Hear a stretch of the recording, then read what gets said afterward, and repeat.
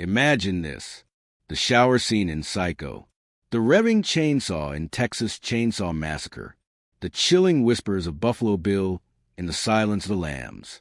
For decades, Hollywood has terrified audiences with these unforgettable villains.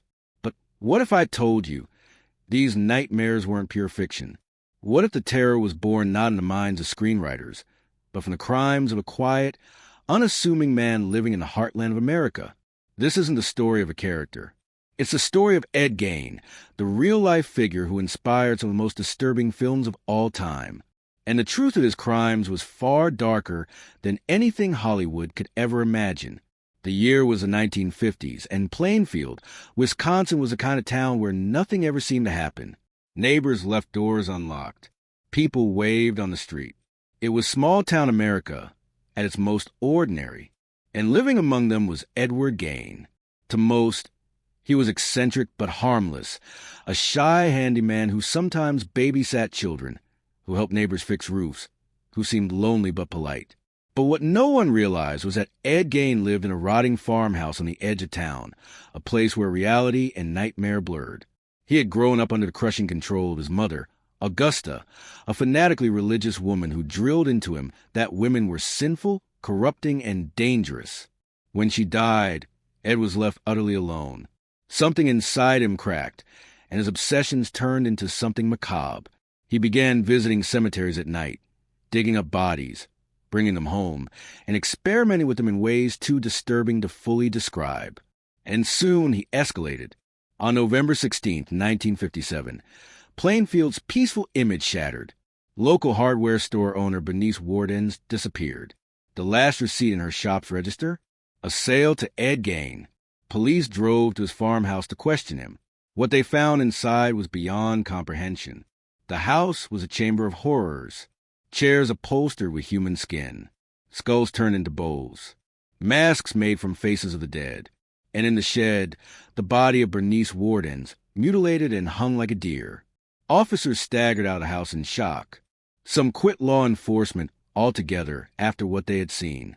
Plainfield, a quiet farming town, had just discovered one of the most grotesque crime scenes in American history. Ed Gein's crimes weren't about numbers. In fact, only 2 confirmed murders were ever tied to him.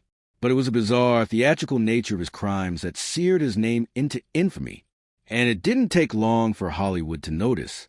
In 1960, Alfred Hitchcock's Psycho introduced Norman Bates, the lonely motel owner dominated by his mother. His twisted relationship mirrored Gein's obsession with Augusta.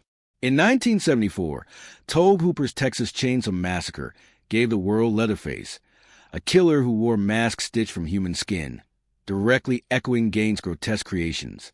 In 1991, The Silence of the Lambs introduced Buffalo Bill, who crafted a woman's suit from his victim's skin.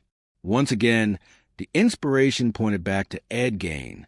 What audiences didn't realize was that these monsters, terrifying as they were rooted in reality, and that reality was even darker.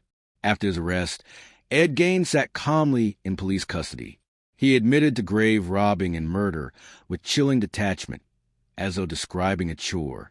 He claimed he was trying to create a woman's suit so he could become his mother, a grotesque extension of his obsession with Augusta.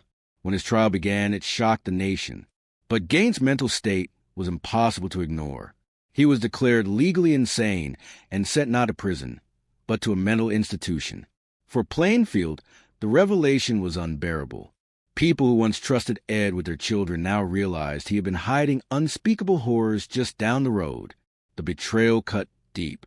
To them, he was a quiet neighbor, a loner who seemed odd but never dangerous.